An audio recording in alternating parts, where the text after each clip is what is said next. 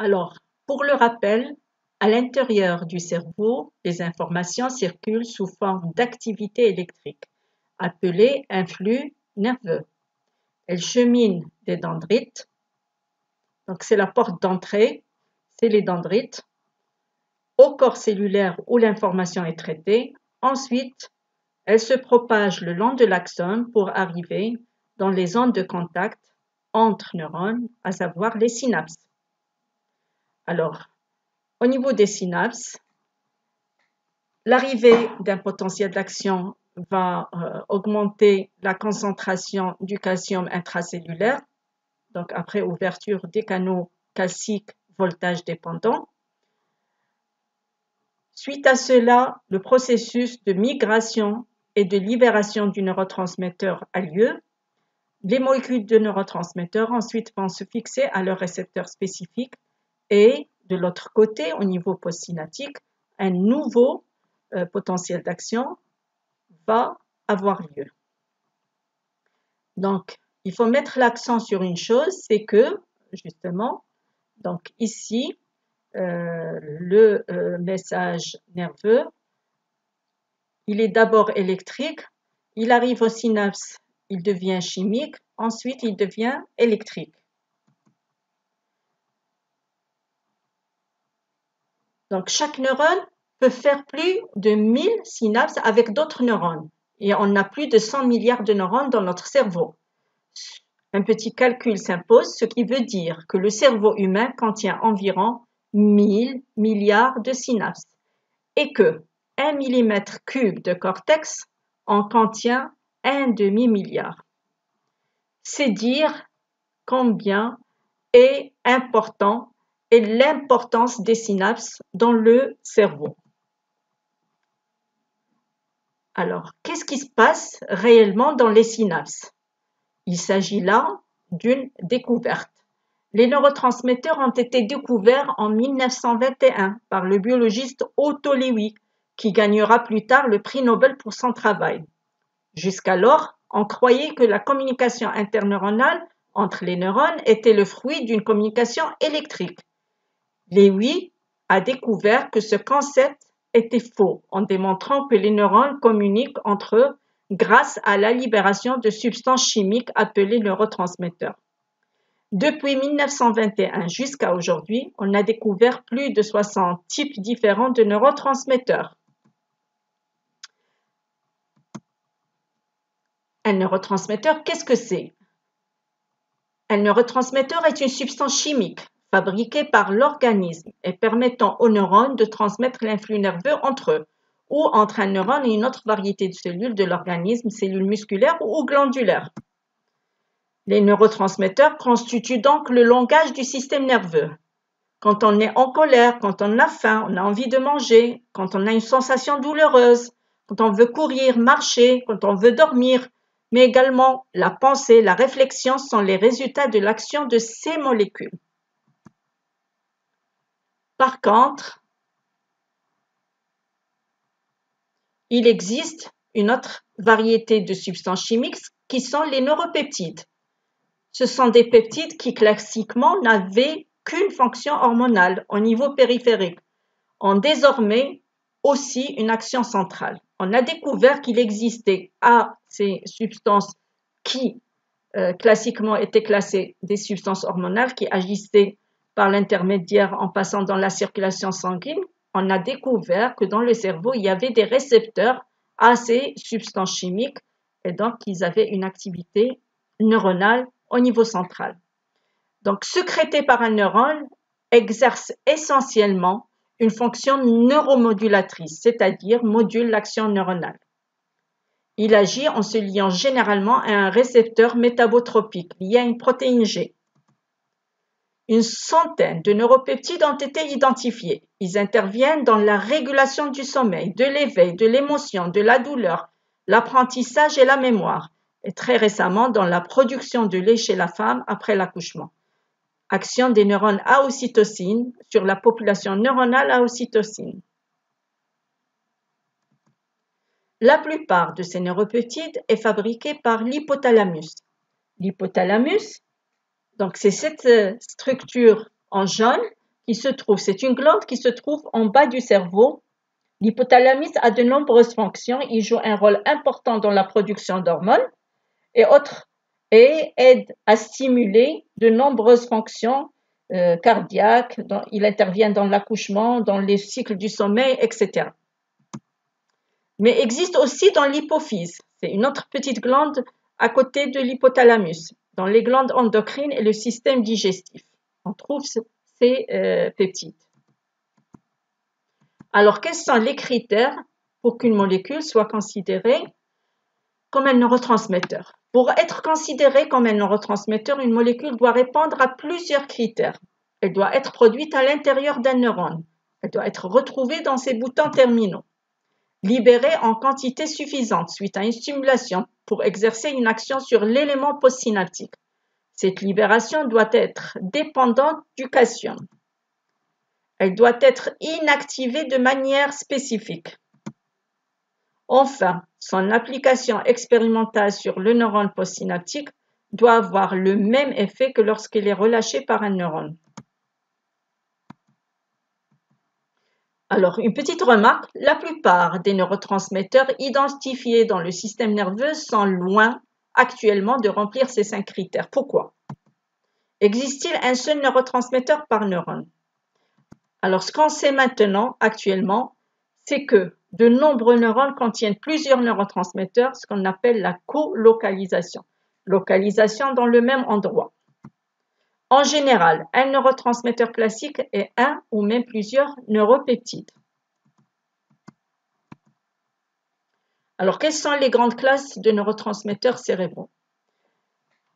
Alors, on va trouver plusieurs classes. Il y a d'abord la classe des neurotransmetteurs classiques. On va trouver l'acétylcholine, on va trouver des amines, comme la sérotonine, les catécholamines, comme l'adrénaline, la noradrénaline et la dopamine. Ces 3 catécholamines ont le même précurseur, la tyrosine. Nous allons trouver l'histamine, on va trouver les purines.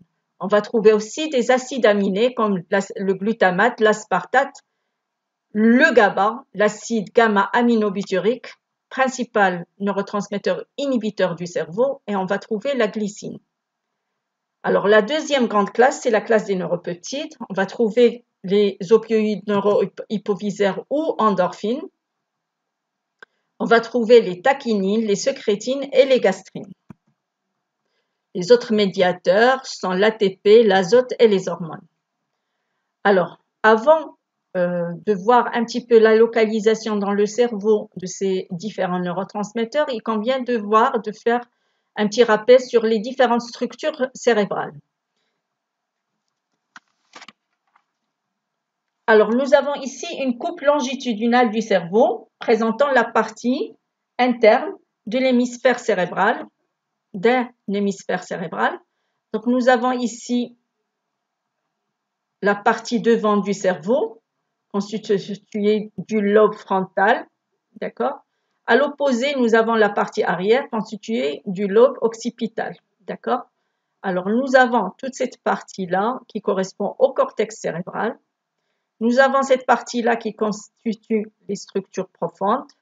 Nous avons le cervelet ici en marron et nous avons le tronc cérébral, d'accord? Avec cette partie que l'on appelle la partie du mésencéphale. Alors, dans ces parties profondes, on va trouver différentes structures. Il y a le corps calleux, ici en jaune. Il y a les ventricules latéraux. Ces ventricules sont remplis de liquide céphalorachidien. Nous avons ici l'hippocampe. Nous avons cette partie-là qui correspond au thalamus. Cette partie-là qui correspond à l'hypothalamus. Là aussi, nous avons une autre glande, c'est l'hypophyse, reliée à l'hypothalamus par la tige pupitaire. Nous avons ici la protubérance annulaire, une partie du tronc cérébral. Et nous avons donc toute cette partie-là, le tronc cérébral, c'est la partie qui relie le cerveau à la moelle épinière. Alors, d'une manière schématique, on reprend. Donc, nous avons ici le cortex cérébral, nous avons le corps calleux, ici nous avons le septum, ici nous avons le thalamus, l'hypothalamus, l'hypophyse. Là, nous avons l'amygdale. Ici, nous avons l'hippocampe. Et ce noyau-là, dans le tronc cérébral, c'est le locus coeruleus, le cervelet ici en bas. Alors, pour voir un petit peu la localisation de certains neurotransmetteurs dans le cerveau, par exemple l'acétycholine, on va la trouver dans cette partie-là, on va la trouver dans d'autres parties du cortex cérébral, mais dans cette partie inférieure du corps calleux, elle projette sur les aires de l'hippocampe. Alors, on sait que cette aire-là, cette structure-là, elle est impliquée dans le processus de la mémoire. Alors, en ce qui concerne la sérotonine, on va la trouver dans différents noyaux du tronc cérébral. Alors, au niveau des noyaux du raphet, la partie supérieure va projeter sur tout le cortex et la partie inférieure va projeter sur les cellules ou les neurones de la moelle épinière. Alors ici, vous avez que l'hippocampe, donc structure impliquée dans la mémoire. En ce qui concerne le GABA, il est réparti partout dans le cortex cérébral, dans certaines structures profondes. Il est présent dans 50% des neurones du cerveau et il a une action inhibitrice. On va voir ça par la suite. La dopamine, elle est sécrétée par des cellules qui se trouvent dans cette structure-là qui correspond à l'aire tegmentale ventrale. Donc, ces cellules à dopamine vont projeter sur une structure particulière qui est le noyau accumbens. Ils projettent sur les noyaux de la base. Les noyaux de la base, c'est des structures qui sont impliquées dans la motricité et ils projettent sur le cortex frontal. D'accord? Alors, en ce qui concerne la synthèse des neurotransmetteurs et des neuropeptides, alors, il existe une différence dans le lieu de synthèse de ces différents neurotransmetteurs. En ce qui concerne les neurotransmetteurs classiques, leur synthèse ou la synthèse des acides aminés et des amines de ces neurotransmetteurs a lieu dans le cytosol, la partie liquide du cytoplasme de la terminaison nerveuse axonique. Donc, la synthèse se fait à ce niveau-là. Même si les précurseurs, les enzymes proviennent des ribosomes, ils vont être transportés, il va y avoir la synthèse dans la terminaison nerveuse, ensuite il y a le stockage du neurotransmetteur dans les vésicules synaptiques. Par contre, pour les neuropeptides, ils sont synthétisés dans le corps cellulaire du neurone au niveau des ribosomes. Ensuite, ils sont transportés, ils sont mis dans les vésicules et transportés dans la lumière du réticulum endoplasmique rugueux jusqu'aux terminaisons axonales par transport axonal. Donc, ils sont stockés dans les vésicules, dans le corps cellulaire. Ensuite, ils sont transportés vers la terminaison axonale. Alors, quelle différence? La différence entre les deux types de molécules n'est pas que chimique, mais aussi fonctionnelle. Un neurotransmetteur classique est libéré dans la fente synaptique et permet la conduction de l'influx nerveux d'un neurone à l'autre. Le message est privé. On prend par exemple le GABA. Un neuropeptide est libéré dans un environnement neuronal et crée une ambiance chimique, influant sur le fonctionnement du neurone. Le message, entre guillemets, il est public. Exemple, les endorphines qui sont impliquées dans la douleur, dans la sensation de douleur, ils permettent l'atténuation de la douleur et une sensation plus agréable par la suite. Donc, schématiquement, la neurotransmission, c'est un neurone qui va stimuler un autre neurone, alors que la neuromodulation, c'est un neurone qui va stimuler plusieurs neurones à la fois, une population de neurones. Alors, quels sont les autres médiateurs? Nous avons l'adénosine et l'adénosine triphosphate, l'ATP, ce qu'on appelle la molécule de l'urgence, surtout dans le cœur qui manque d'oxygène. Quand il y a un problème, un infarctus, le cœur qui manque d'oxygène, elle va induire une bradycardie, c'est-à-dire un ralentissement des battements pour pallier à ce manque d'oxygène. le monoxyde d'azote présent dans les neurones aussi, dans la glie, dans l'endothélium vasculaire. Ce gaz du sou qui diffuse rapidement à travers des membranes joue un rôle certain dans les phénomènes liés à l'ischémie dans un vaisseau sanguin, c'est-à-dire quand une artère, par exemple, est bouchée. À la potentialisation synaptique à long terme dans le processus de mémoire. Donc, les synapses vont pouvoir travailler plus longtemps. Et dans la plasticité neuronale, alors qu'est-ce que c'est que la plasticité neuronale ou neuroplasticité? C'est-à-dire la capacité du système nerveux à se modifier sur le plan fonctionnel que structurel. Autrement dit, la neuroplasticité est la capacité du système nerveux à répondre à des stimuli intrinsèques ou extrinsèques en réorganisant sa structure, ses connexions et sa fonction. La plasticité neuronale est nécessaire pour que les réseaux neuronaux acquièrent de nouvelles propriétés fonctionnelles, mais aussi pour que des connexions cérébrales suffisantes continuent à se produire. La plasticité participe à la formation du réseau neuronal lors du développement et de l'acquisition de nouveaux comportements moteurs ou d'apprentissage que nous réalisons au cours de la vie. La plasticité, c'est ce qui nous permet d'apprendre. Chaque fois qu'on va apprendre quelque chose, il va y avoir de nouvelles connexions, de nouveaux réseaux qui vont se former. Alors, les autres médiateurs, les hormones, sont libérés dans la circulation sanguine et sont distincts des neurotransmetteurs. Néanmoins, il existe des récepteurs hormonaux dans le cerveau. La mélatonine, c'est une hormone sécrétée par l'épiphyse, présente un cycle de sécrétion lié à l'éclairement. Et des récepteurs à la mélatonine sont identifiés dans le noyau suprachiasmatique de l'hypothalamus. Alors, on va voir la voie de biosynthèse des catécholamines, l'adrénaline et la noradrénaline et la dopamine, parce qu'ils ont la même voie de biosynthèse. Donc, à partir d'un précurseur commun, la tyrosine, sous l'effet de la tyrosine 3-hydroxylase, on va obtenir la dopa.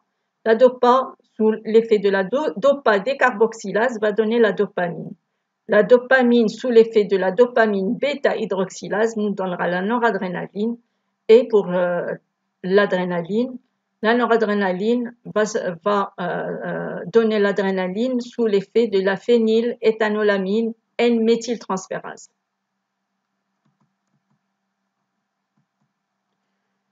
Alors, le mode d'action des neurotransmetteurs, pour le rappel, on l'a vu dans le cours, quand la dépolarisation arrive à la terminaison présynaptique, elle va nous permettre l'ouverture des canaux calciques voltage dépendants et une entrée massive de CA2+ va se produire, ce qui va être à l'origine du processus de la migration et de l'exocytose des vésicules synaptiques. Ensuite, il y aura la libération du neurotransmetteur dans la fente synaptique, suivie de la fixation du neurotransmetteur sur le récepteur postsynaptique. Il peut être ionotropique ou métabotropique. Vous connaissez maintenant la différence. On l'a vu dans le cours. Ionotropique, c'est-à-dire que le récepteur il est fixé directement sur la protéine canal. Et métabotropique, le récepteur est fixé sur une protéine liée à une protéine G qui va entraîner une cascade de réactions métaboliques qui va ouvrir un canal qui est plus loin. Ensuite, il y a l'arrêt du signal et le neurotransmetteur qui reste dans la fente synaptique, soit il est dégradé, soit il est recapté, dégradé suite à l'intervention d'enzymes de dégradation ou recapté pour être remis à l'intérieur de l'élément présynaptique. Soit il diffuse dans la circulation hors de la fente synaptique.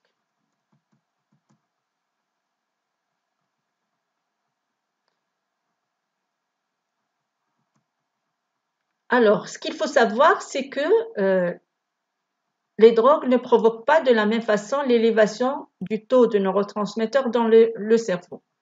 Quand je dis drogue, toute substance, médicament, toute substance chimique qui est une substance de synthèse, qui n'est pas fabriquée par l'organisme. Alors, certaines substances imitent les neuromédiateurs naturels et donc se substituent à eux dans les récepteurs. par exemple la morphine, s'installe dans les récepteurs à endorphine.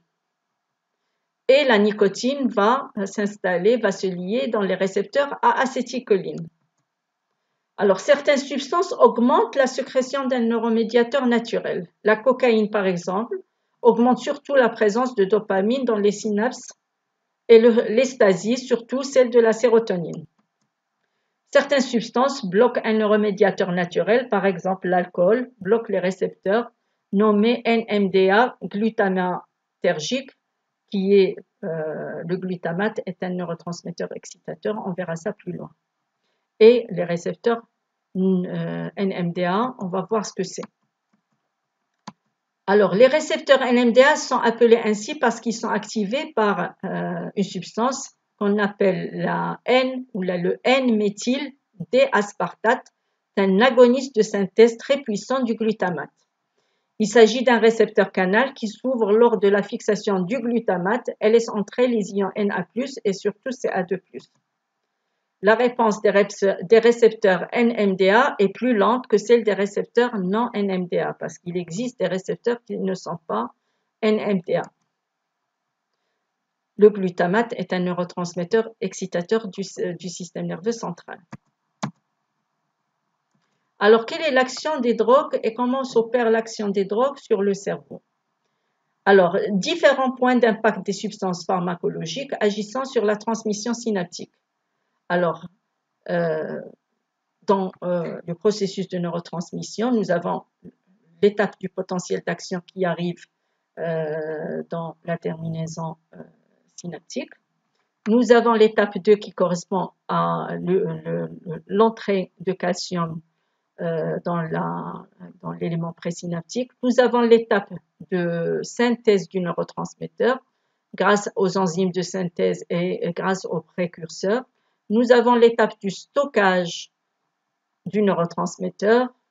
Nous avons l'étape de la libération du neurotransmetteur, du contenu des vésicules synaptiques. Nous avons l'étape du processus ou des enzymes de dégradation qui vont dégrader le neurotransmetteur qui va rester dans la fente synaptique.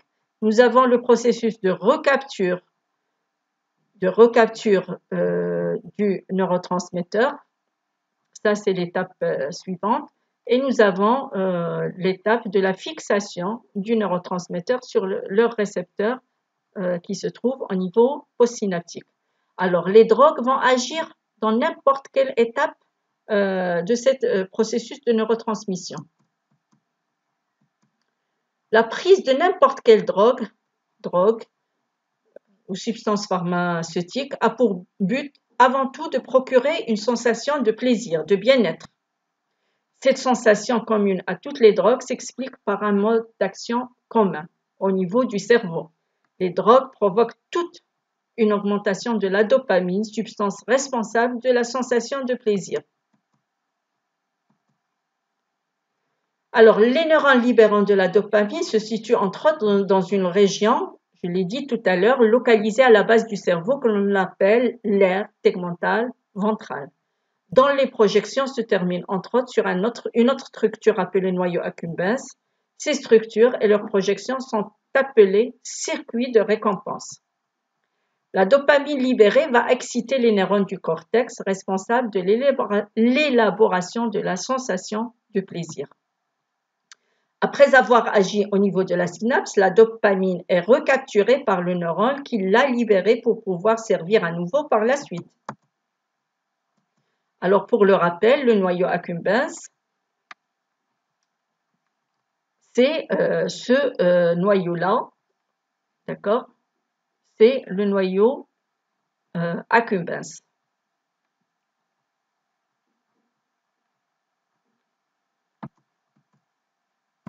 Alors, le circuit de la récompense, c'est celui-là, bien entendu, c'est ce circuit-là qui projette sur le noyau accumbens.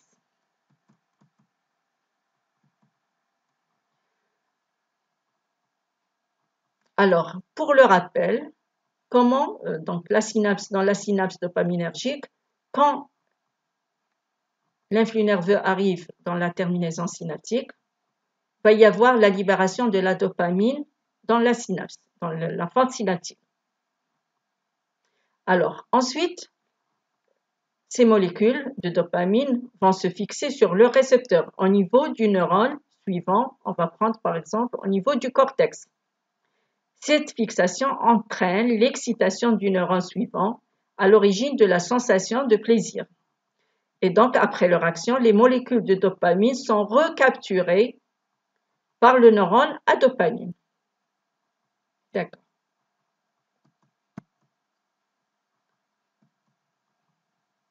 Alors, comment cette libération de la dopamine, elle est régulée, elle est modulée? Elle est modulée naturellement par le GABA. Le GABA régule la quantité de dopamine libérée. Il inhibe, il freine la libération de la dopamine, mais d'autres substances naturellement fabriquées par le corps, comme les encéphalines ou les endorphines, ce sont des neuropeptides dont l'action est modulatrice, peuvent venir freiner l'action des neurones inhibiteurs GABA en cas de douleur. Résultat, ainsi, les neurones à dopamine ne sont plus inhibés par le GABA. Ils libèrent alors plus de dopamine dont l'action va atténuer la douleur ressentie.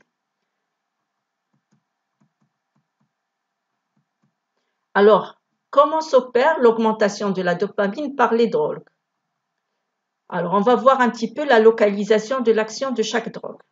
On va voir que, par exemple, les substances opioïdes, donc la morphine par exemple, le cannabis, l'alcool, ont une action inhibitrice du neurone à GABA. Et on sait que le neurone à GABA, il a une action inhibitrice sur le neurone à dopamine.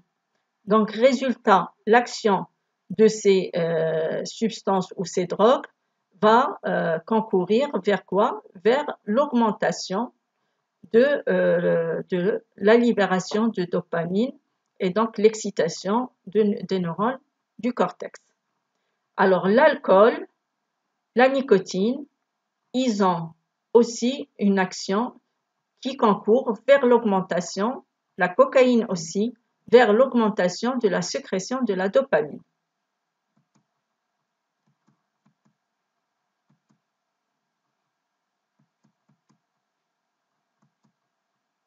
Alors, chaque drogue a son propre mode d'action.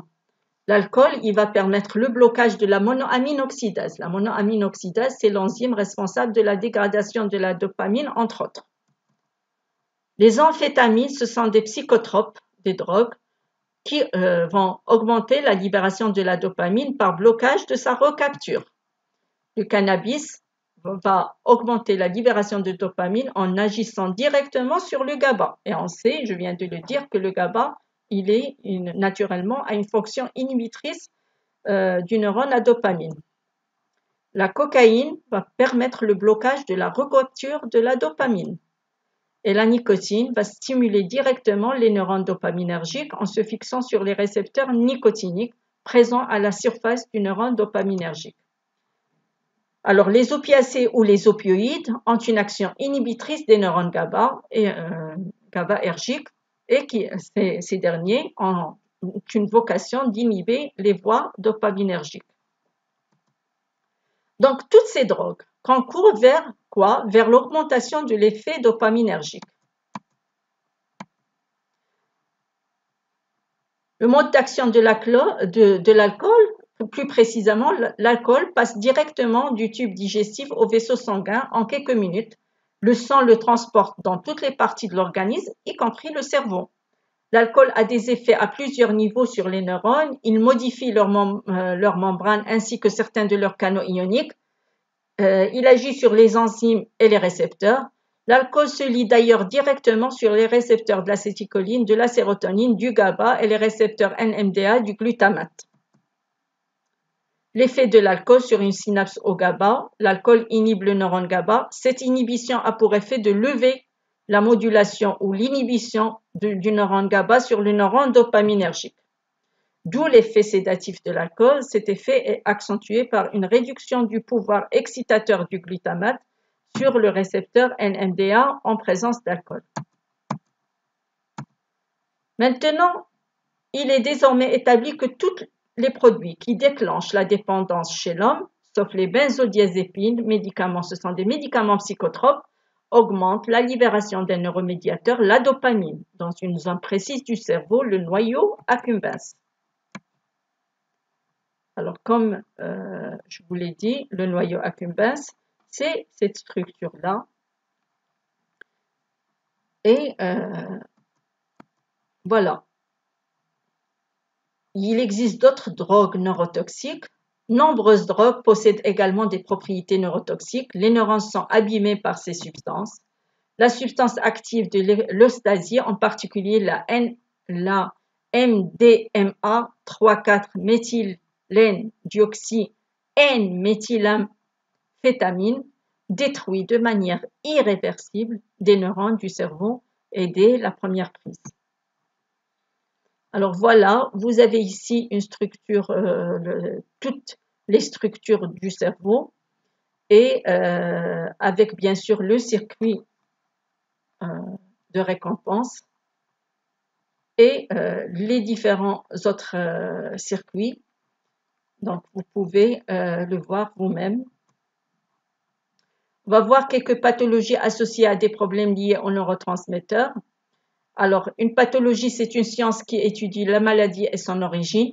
Chaque neurotransmetteur est présent dans des structures bien précises du cerveau et assure une ou des fonctions particulières. Donc, vous avez le tableau sur la fiche synthèse que vous avez avec ce diaporama. Or, le déficit, un niveau bas, ou l'excès, un niveau élevé d'un neurotransmetteur dans le cerveau entraîne une pathologie. On va prendre le cas de l'acétylcholine. L'acétylcholine est un excitateur ou inhibiteur au niveau central, impliqué dans le processus de mémorisation d'un souvenir. Son déficit est lié à la maladie d'Alzheimer. Le cas du GABA, dans le cortex cérébral, le GABA a une fonction inhibitrice, empêchant que nous nous surexcitions afin d'éviter des réactions comme l'anxiété ou la peur. Donc le GABA favorise le calme et la relaxation.